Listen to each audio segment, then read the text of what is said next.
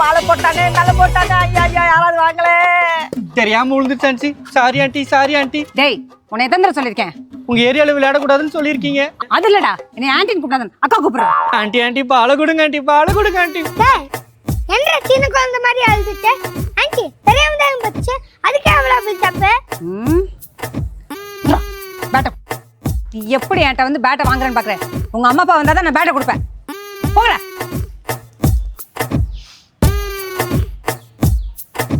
என்ன பாக்குறேன்?